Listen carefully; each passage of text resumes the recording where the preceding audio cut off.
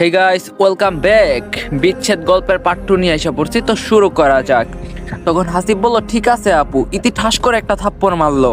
তখন হাসিব বলল, সরি, ভুল হয়েছে ইতি, আর এমন হবে না। তখন ইতি বলল, তোর নাম্বারটা দে।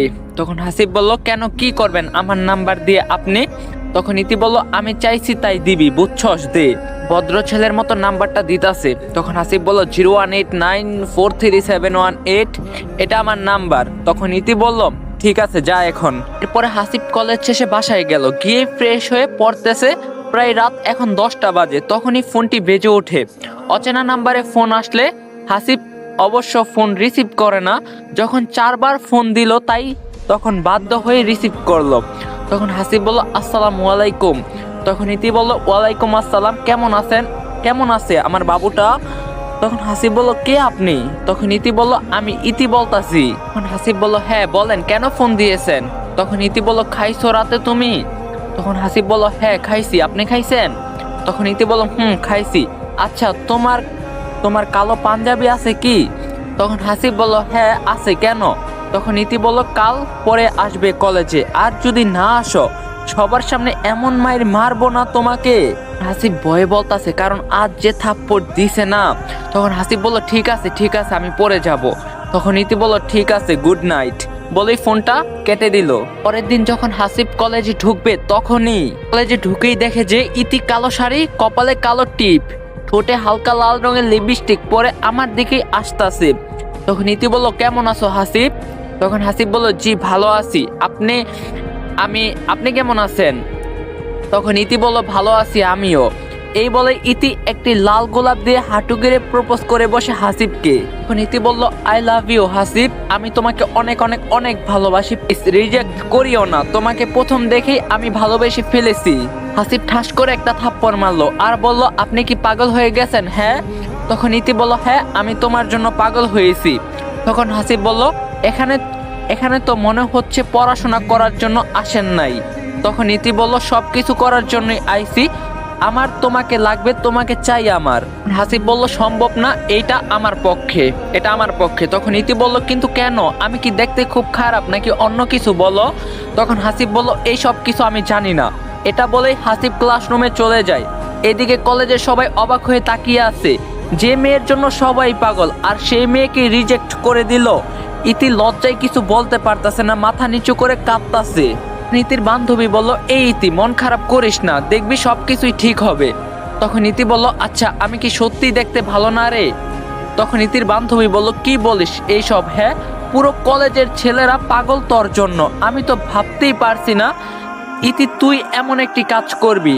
তখন ইতি বলল, সত্যি রে, আমিও জানি না কি থেকে কি হলো, তবে হাসিবকে আমার খুব ভালো লেগেছে, তাই আমি চাই যে শুধুমাত্র ও আমারই হয়ে থাক।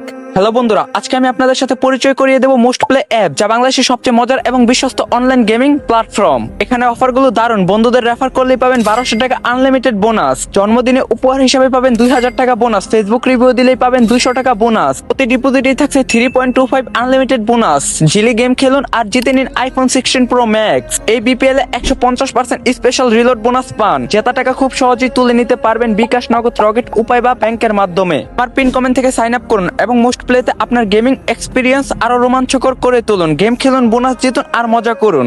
নীতির বান্ধবী বলল, এত টেনশন করিস না, দেখবি ঠিকই রাজি হবে হাসিব একদিন। নীতি বলল, ওকে আমি বিয়ে করেই ছাড়বো, দেখিস, বলে দিলাম। এখন চল, ক্লাস হচ্ছে, ভিতরে চল। এদিকে হাসিব ভাবতাছে, আচ্ছা, এমন করাটা কি ঠিক হলো ইতির সাথে? এইভাবেই দিন যেতে লাগলো। ইতি প্রতিদিনই কথা বলার জন্য হাসিবের আসার অপেক্ষায় থাকে, কিন্তু হাসিব কোনো পাত্তাই দেয় না। তখন ইতি বলল, সমস্যা কি তোমার? হ্যাঁ, কথা বলো না কেন আমার সাথে? তখন হাসিব বলল, আমি সম্পর্কে জড়াতে চাই না, আশা করি বুঝছো। তখন ইতি বলল, তার কারণটা কি? তখন হাসিব বলল, অনেক কারণ আছে আমার, ভালো থেকো, আল্লাহ হাফেজ। এই বলে হাসিব চলে যেতে থাকে। ইতি আর কিছুই বলে না, শুধুমাত্র অপেক্ষায় থাকে কবে রাজি হবে। কলেজে আসার পথে একটি শিমুল গাছ আছে, সেই গাছের নিচে ইতি অপেক্ষা করে হাসিবের জন্য। এটা আজ থেকে প্রায় 5 মাস ধরে করেই চলতেছে। হাসিব কলেজে যাচ্ছে, কিন্তু আজকে ইতিকে দেখতে পাইতাছে না, ব্যাপারটা কি? কিছু হলো নাকি? তখন হাসিব বলল, যাই হোক বাবা, মুক্তি পেলাম অবশেষে এই মেয়ের কাছ থেকে। এইভাবে 3-4 দিন হয়ে গেল, ইতিকে দেখতে পায় না হাসিব, কলেজেও যায় না। কেমন জানি লাগতে ধরলো, খুব মিস করতে লাগলো হাসিব। তখন হাসিব বলল, তবে কি আমিও ভালোবেসে ফেলছি ইতিকে। আজ কলেজে গিয়ে ওর বান্ধবীদের কাছে জিজ্ঞাসা করব কি হয়েছে ওর। যে সেই হাসিব ইতির কিছু বান্ধবীদের কাছে যায়। তখন হাসিব বলল, আচ্ছা ইতি কোথায়, দেখতে পাই না কেন, কিছু কি হয়েছে ইতির? তখন ইতির বান্ধবীরা বলল, আমরা কি জানি, আর আপনি জেনেই বা কি করবেন, আপনি তো ইতিকে ভালোবাসেন না। এই বলে সবাই চলে আসে হাসিবের কাছ থেকে। আবারও প্রায় 5 দিন পরে ইতি কলেজে আসলো। হাসিব দেখেই তো মহা খুশি, কিন্তু হাসিব বলল, ইতি অন্য একটি ছেলের সাথে কি করতেছে বুঝলাম না। যেই মেয়েটা আমার জন্য এত কিছু করলো, আর সেই মেয়েটাই আজ পোল্টি খেলো। এই সব কিছু ভেবে ইতির কাছে চলে যায় হাসিব। তখন হাসিব বলল, ইতি কেমন আছো তুমি? তখন ইতি বলল, জি ভালো, আপনি কেমন আছেন? তখন হাসিব বলল, ভালো আছি, কিছু কথা ছিল তোমার সাথে। তখন ইতি বলল, কি বলবেন, এখানেই বলেন। তখন হাসিব বলল, বললাম তো একান্তই বলবো আমি। তখন ইতি বলল, আমি পারবো না, এখানেই বলেন কি বলবেন। তখন হাসিব বলল, এই ছেলেটা কে তোমার? তখন ইতি বলল, কেন, আমার বয়ফ্রেন্ড। তখন হাসিব বলল, তবে যে এতদিন আমার পিছনে ঘুরলা? তখন ইতি বলল, হ্যাঁ ঘুরছি, আপনি তো আমাকে পাত্তাই দেন নাই। তখন হাসিব বলল, তাই বলে অন্য একটি ছেলের সাথে সম্পর্কে যাবে? তখন ইতি বলল, হ্যাঁ, কোনো সমস্যা আপনার? তখন হাসিব বলল, না সমস্যা নেই, আপনারা মেয়েরা এমনই। ইতি বলল, আচ্ছা ভালো থাকো, ওই যান চলো তো আজ একটু রংপুর চিকলি পার্কে ঘুরতে যাই, ঠিক আছে? এই বলে ইতি ছেলেটার হাত ধরে টেনে নিয়ে যাচ্ছে। এই সব কিছু হাসিব দেখতাছে আর ভাবতাছে, মেয়ে মানুষকে চেনা সত্যি অনেক কষ্টের সাধ্য। হাসিব হাসিবের মতো ক্লাসরুমে চলে আসলো। আজ আকাশটি অনেক মেঘলা, মনে হয় বৃষ্টি হবে। ক্লাস শেষে যখন হাসিবের বাসার দিকে যাচ্ছে ঠিক তখনই বৃষ্টি শুরু হলো। হাসিব পুরো রাস্তা ইতির কথা চিন্তা করতেছে আর বৃষ্টিতে ভিজে ভিজে আসতেছে। তখন হাসিবের মা বলল, কিরে তুই বৃষ্টিতে ভিজে আসলি কেন? তখন হাসিব বলল, খুব ভালো লাগতাছিল মা, তাই। তখন হাসিবের মা বলল, জ্বর হলে বুঝবি বৃষ্টিতে ভিজার মজাটা কেমন। তখন হাসিব বলল, আরে হবে না মা। তখন হাসিবের মা বলল, চোখগুলো তো লাল হয়ে গেছে, যা এখন ফ্রেশ হয়ে নে। মায়ের কথা মতো ফ্রেশ হয়ে আসে হাসিব, খাওয়া করে শুয়ে পড়ে, কারণ শরীরটা কেমন জানি লাগতাছে। কিছুক্ষণ পরেই হাসিবের মায়ের কথাটি সত্যি হলো। হাসিবের ভীষণ পরিমাণ জ্বর আসলো।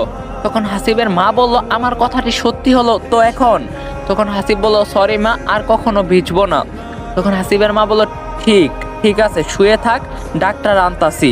অতিরিক্ত ভিজার কারণে হাসিবের শরীর ভীষণ পরিমাণ জ্বর আসে, যার কারণে 3 দিন কলেজে যাইতে পারে নাই। চতুর্থ দিন যখন হাসিব কলেজে যায়, এসে পুরো কলেজের সামনে হাসিবকে কিস করে বসে আর বলতে থাকে, তুমি কলেজে আসো নাই কেন? 4 দিন আমি তোমার অপেক্ষায় ছিলাম।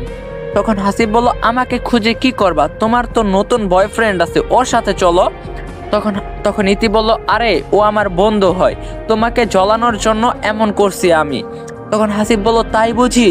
তখন ইতি বলল, হ্যাঁ তাই, চলো আজই আমি তোমাকে বিয়ে করব। তখন হাসিব বলল, আজই মানে কি বলতাছো এইসব? তখন ইতি বলল, ঠিকই বলছি।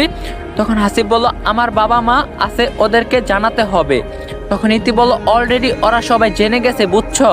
তখন হাসিব বলল, মানে কি, কেমনে কি? ইতি বলল, আমার বাবা মা তোমার বাসায় গেছে, চলো তো এখন কাজী অফিসে। তখন হাসিব বলল, ঠিক আছে চলো। এই বলে কাজী অফিসে যায়, গিয়ে দেখে সবাই ওখানে। এরপরে হাসিব আর ইতির বিয়ে হয়, সুন্দর জীবন কাটছিল। হঠাৎই রহিমের আগমন। এটাই ছিল হাসিব আর ইতির প্রেম কাহিনী। গাইস চলেন এখন আমরা বর্তমানে চলে যাই। তখন ইতি বলল, কি হলো, বলছি না টাকা লাগবে আমার 2 লক্ষ। তখন হাসিব বলল, আচ্ছা ঠিক আছে, ওয়েট করো 5 মিনিট। বলে হাসিবের বাসায় যত টাকা পয়সা গহনা ছিল সব কিছুই বের করে আনে। তখন হাসিব বলল, এই নাও ব্যাগ, 30 লক্ষ টাকা আছে, তোমার গহনা আছে, বাড়ির পেপার আছে। ইতি সব কিছু পেয়ে তো মহা খুশি, একবারও হাসিবকে বলল না এত কিছু কেন দিতাছ। তখন ইতি বলল, দাও। সব কিছু নিয়ে ইতি চলে যায় রহিমের কাছে, রহিমকে বের করে আর রহিমকে সব কিছু বলে দেয়, হাসিব আমাকে সব কিছুই দিয়ে দিয়েছে। তখন রহিম বলল, যান চলো, আমরা একটি বাসায় উঠি। তখন ইতি বলল, এখনই উঠবো? রহিম বলল, কেন, সমস্যা আছে নাকি? তখন ইতি বলল, না কোনো সমস্যা নাই। এই বলে দুজনই একটি বাসায় ওঠে। তখন রহিম বলল, আমাদের সুখের সংসার হবে তাই না জান? তখন ইতি বলল, হ্যাঁ জান, এই বলে দুজন দুজনকে আদর করতে থাকে। এক পর্যায়ে দুজনেই ঘুমিয়ে পড়ে। প্রায় বিকাল 5টার দিকে ইতি উঠে দেখে রহিম নেই। তখন ইতি বলল, রহিম রহিম তুমি কোথায়? এই বলে রহিমকে খুঁজতে থাকে কিন্তু খুঁজে পায় না। তখনই ইতির চোখ যায় টেবিলের দিকে, একটি চিঠি লেখা পড়ে আছে। ইতি হাতে নিয়ে পড়তে থাকে। রহিম বলতাছে, ইতি কিছু মনে করিও না, আমি তোমাকে ভালোবাসি নাই, আমি তোমার টাকা পয়সাকে ভালোবাসতাম। আমি এই সুযোগে ছিলাম কবে তুমি সবকিছু নিয়ে আসবে। এই সব কিছু পড়ার পর যেন মনে হলো ইতির পা থেকে মাটিটা সরে গেল। হলো এটা যাকে এত ভালোবাসলাম আর সেই কিনা। সবকিছু ভেবে চিনতে ইতি আবার হাসিবের কাছে চলে যায়। ভেবে চিন্তা করে আবার হাসিবের কাছে চলে যায়, কিন্তু বাসায় গিয়ে দেখে কাকে যেন সবাই মাটি দিতে নিয়ে যাচ্ছে। তখনই ইতি বাসায় ঢুকেই তখন ইতি বলল, আচ্ছা কি হয়েছে, বাসায় কে মারা গেছে? কেন তুমি জানো না হাসিব ভাইয়া ফাঁসি দেয়া মারা গেছে? তখন ইতি বলল, কি বলতাছো এইসব, তুমি মাথা ঠিক আছে?